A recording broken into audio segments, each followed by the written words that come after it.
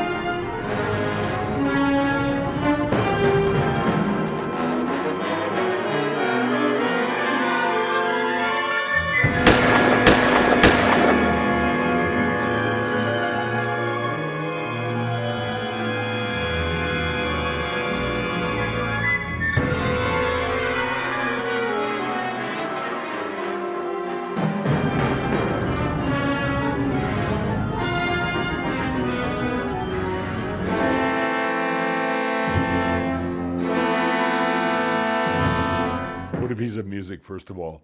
Alban Berg was, we went through the whole impressionistic period with Debussy and so forth. I know you're using him in your art quite a bit. Following the impressionistic period in Germany, the art period, just the same thing happened in music in France and in Germany, which are kind of related. And that's that the art got into its expressionistic period, and it became very heavy and very apparent in the work of Arnold Schoenberg and Alban Berg. Alban Berg did two operas. I never sang Lulu.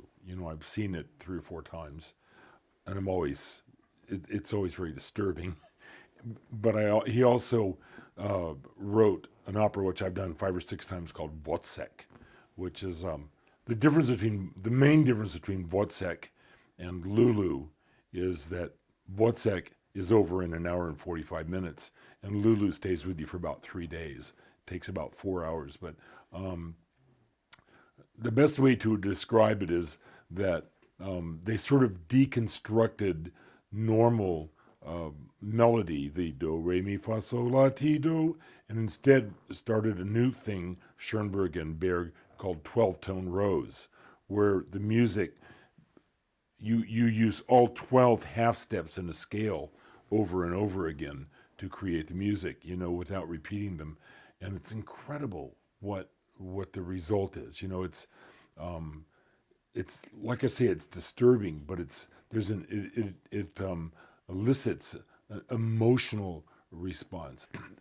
A few things struck me. First of all, that it seemed, here we are in 2016, and the piece with this German expressionistic vibe and dark core seemed very resonant for this moment. The piece felt very contemporary. The production that we saw was produced for the camera, which was something quite revolutionary. It's really a new art form started by the Metropolitan Opera within the last decade, I think. Opera as an art form in the United States is beginning to shrink, by maybe 10 or 15% a year. little companies are going away. But the Met, to make up for this, has started showing live productions of on Saturday morning, shown in theaters all across the country. So that's what we are seeing. Yeah. Yeah. And this was a production. A lot of the productions are old productions that preceded the idea of being built for the camera. This is one of the first ones that was really built to be photographed. I want to go back again to what William Kintridge was doing with the artwork. So we saw this thing on 2 consecutive nights. Then I went and got this is the Frank Wedekind play that the Lulu cycle was based on. So I looked at different texts. We went through this. Then Louis and I both went through Pandora's Box, which was the G.W. Pabst film from 1929 and 1929 silent film with Louise Brooks.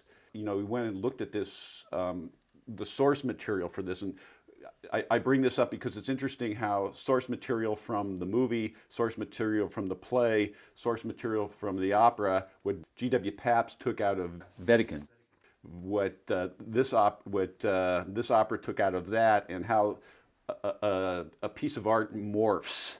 And so in this production that we saw, the Lulu, the design that Kintridge did, was very much based on the Pabst early silent film.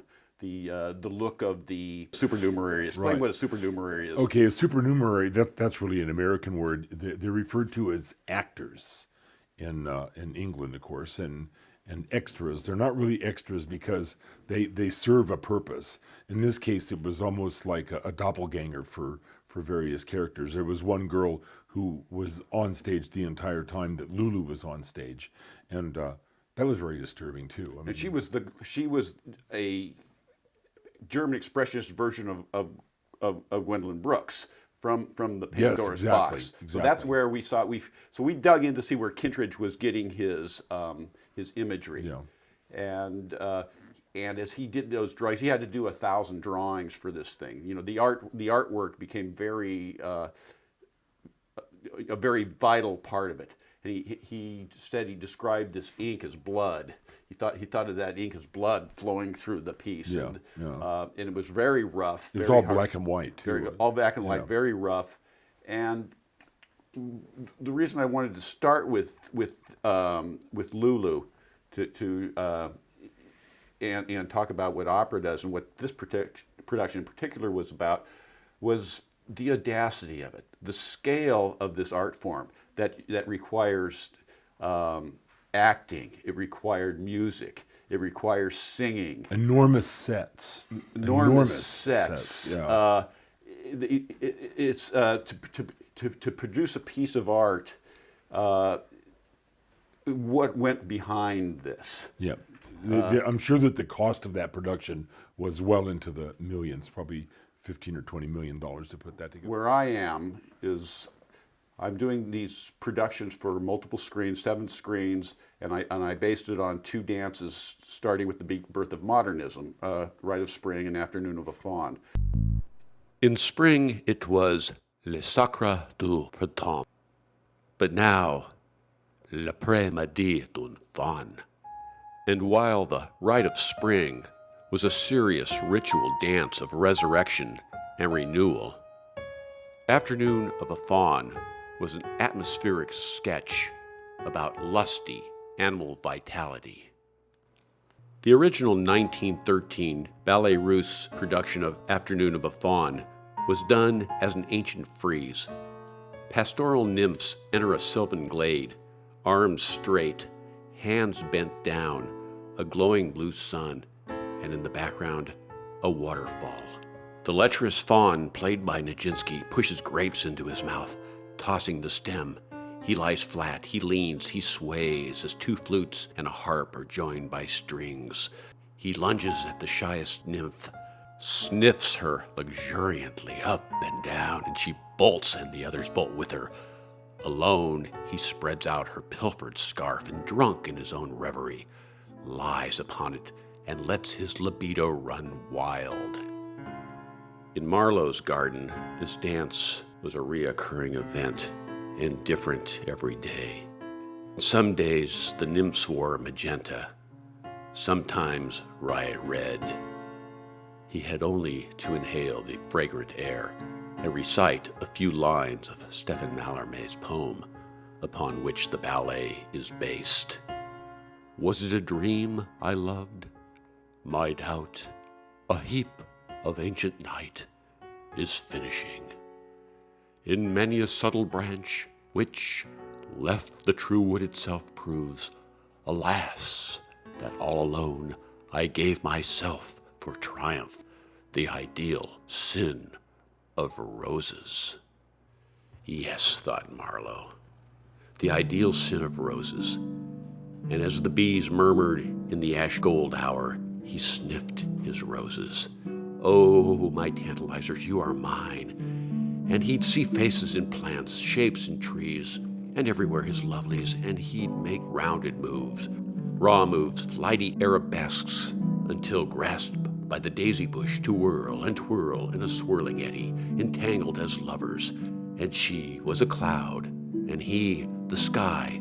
Then she was the water, and he the diver. Splash! And they'd spend a lifetime falling in and out of swimming pools, and then she'd be gone. Just another fawn afternoon. Now, this next piece coming up, and the reasons for these conversations, is set in a near future, and I'm trying to use multiple art forms. I'm trying to dream in multiple art forms, create in multiple art forms. So I use photography, I use writing, I use painting, I use dance. Yeah. As many ways as possible to evoke the spirits to find out what's going on. And the reason we're talking about Lulu is we want to have, with any piece of art, you want to transcend yourself. You want to aspire to greatness. And again, what my work is about very much is a celebration of is a celebration of the arts and a celebration of the great creators. You need great art to aspire to art. So what I love about opera is that it inspires so big. And what we can do at home is we can have simplicity of manifestation, but we can have depth of intention. So to think big, to aspire big, to go deep is what, that my personal goal is. You've been kind enough to be part of this collaboration. So we're having a discussion about modernism, and so the Ballet Russe was, to me, Picasso, the Ballet Russe. The Ballet Russe obviously came out of Russia, but Russe meaning Russian. So it's Russian ballet, but it came into Paris about the turn of the century, I guess. I'm not exactly sure. The principal impresario was Diaghilev, and his goal was to bring the finest ballet, but also to bring the new ballet. For example, he commissioned Stravinsky to do. Stravinsky started there with Firebird, and then the next thing he had him do was Petrushka, and then ultimately they did The Rite of Spring, which was such a scandal, that the night that they did the performance, there was actually a riot. People were holding on to Nijinsky on the stage because he wanted to jump into the audience and attack people who were booing him and calling him names and so forth.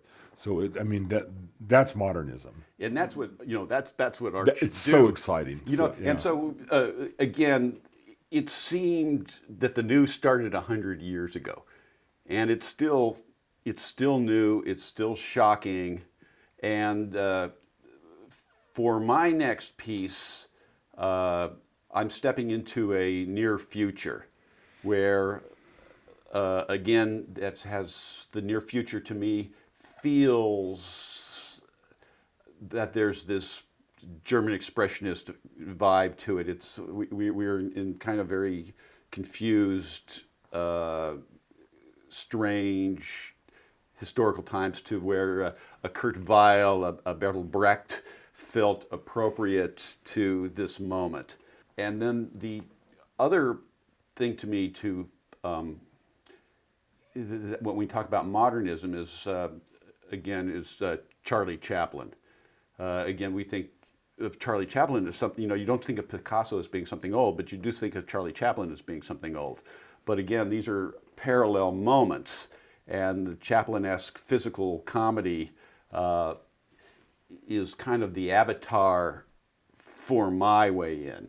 But I haven't articulated as much how important Chaplin is and what he was able to do, and how modern and what a great tool physical comedy is.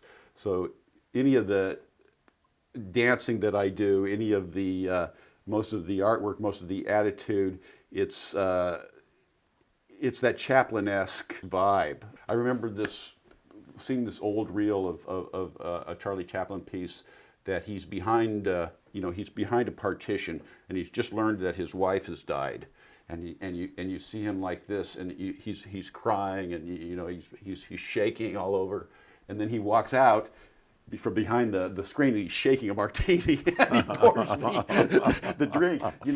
Well, that kind of brilliance. So what I'm saying is, with the the work that I'm trying to create, very crude tools, very simple tools. We want to just say what we have to say in the crudest form possible. I start with the dance, and the dance this time is the dance the Little Bells, and it's about the creative process where you start with nothing, and then an idea comes, there comes inspiration, and then boom, there's this explosion, and something happens. Form comes out of nothingness. So we start with Genesis. In the beginning, God created the heavens and the earth was without form and void, and darkness was upon the face of the earth. And then, ting, ting, ting, ding, ding, ding, the dance of the little bells. Welcome to the Club Bonga, baby, home of Surrealismo. And hopefully we're sounding good and looking good. I feel good. Louis feels good. Hopefully our backdrops and our sets are looking good. Here we are, and making backgrounds. We're talking about the evolution of a backyard ballet, so to speak. Exactly. That's meant for the imagination, that's meant for the flicker frame. I will be in the role of Nijinsky. Nijinsky will be in the role of Petrushka, in the role of the Palm God. What we're now trying to do is, as we talk, we kind of make evolutionary leaps, and I go, aha. So here I am with the Dance of the Little Bells, and here's Picasso is the set designer. Of course he is. Yeah. So this is how it all works together, these billions and millions of sketches on cardboard. Here's the cardboard, here's our Nefertiti, and this is how it happens, but it gets sketched out. What's different about this is the sketching and the drawing of the ideas happens before the script. So I let the characters kind of tell me where it is. I do these different scenarios, and then kind of lay it down like collage, so that one idea juxtaposes another. Then I find the connection, or it tells me the connection later. How I see. So I see how one thing morphs into the other. It's doing this on its own, and then it's just waiting for me to clean up this mess, and then lay it out and go, oh, So my thing is I like to, which I just had all that stack on that table there was on the floor because that's I work inside during the winter, and at the end I start taking things out, and my favorite thing is that I can't remember what happened, so that it's as I unveil it, I go, oh, I remember that, and then I have this one part of an idea that I completely forgot about that works with another kind of idea, and neither of them worked on their own, but when I bridge it together, that's how then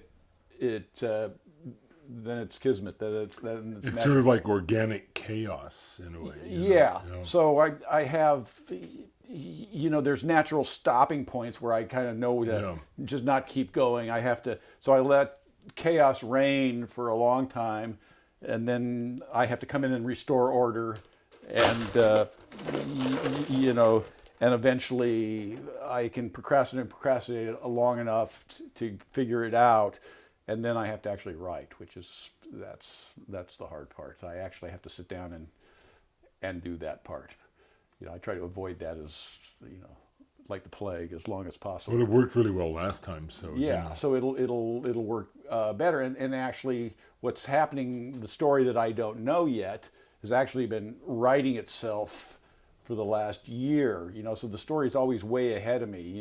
Where they're going, what they're doing, and the ideas, and so it's just me kind of laying it out, like laying the cards out and seeing side by side. Like, okay, that's the story. Like a tarot deck. Yeah, and then it fills in. So this idea of again random chance, very John Cagean idea, collage, working together, and it's a truer reading. It tends to be now a truer reading than what's coming out of my, if I sit down and try to think it out. So that's the beginning of the process. So again, as we evolve, we'll see where this leads us. I just heard this a couple of weeks ago, a physicist speak, talking about this energy. They couldn't track a neutrino because they couldn't define what it was because they couldn't see it. But what it does is it bursts from the sun, and it comes in both waves and particles, both form and formless, and it changes its charge as it spins. And again, what a perfect dance that's always changing its charge. So I see that as the female part of it. And then the male part of it's this heavier energy that's on the ground, that's trying to rise to the sky. And feeling the beat come up through the feet. So you have this trying to cut the strings, trying to rise. And so this is where I've got the idea of Petrushka. So again, to have the Petrushka character, who is basically a puppet, I believe, and he's the Pierrot, the one you see with the striped shirt on, almost a Commedia dell'arte character. Right. Marcel Marceau used to sort of dress himself like a Pierrot. So I found and again, I'm looking for this vibe of this future, and I found, I'm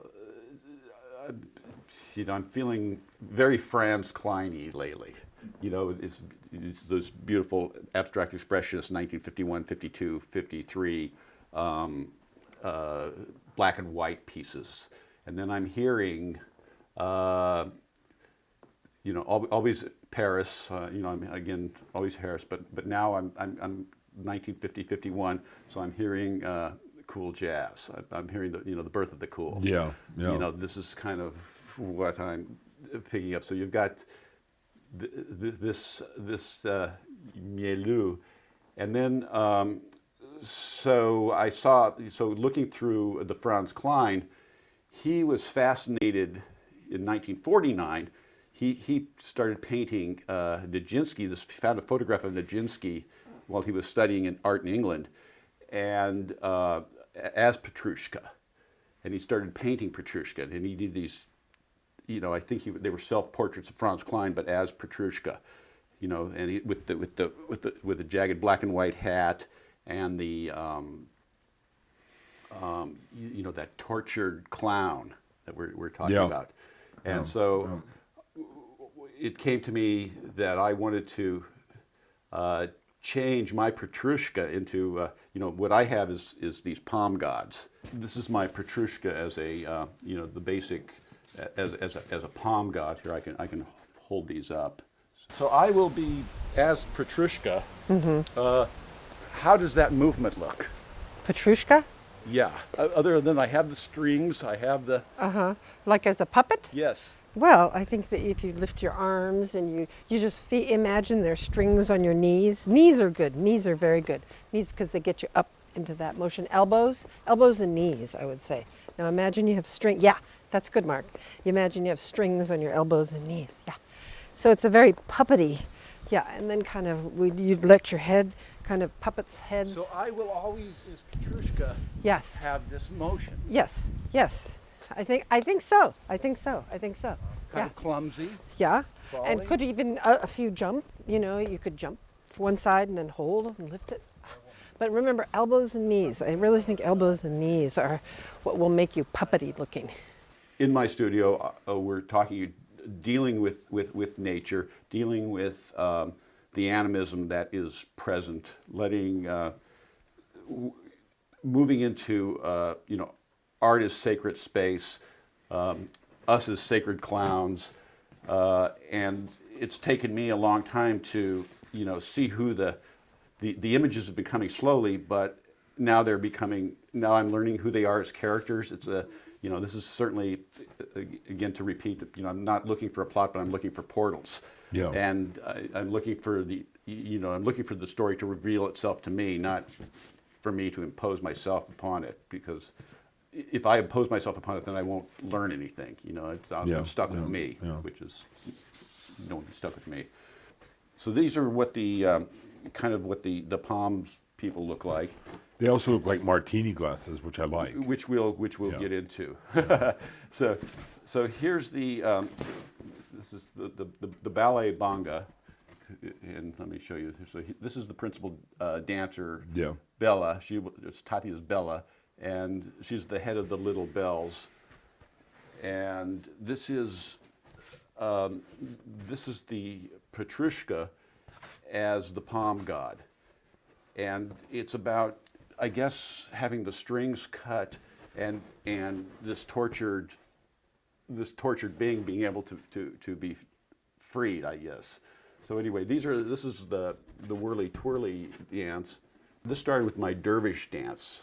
So I have a skirt. I have I started looking at the Sufis and the Sufis dance, and the Sufis whirling dervish dance to get the idea of the whirl twirl. So my personal dance changes as we go.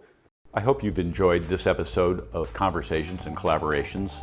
For all episodes, go to markdavidbaer.com. See it now. Don't wait.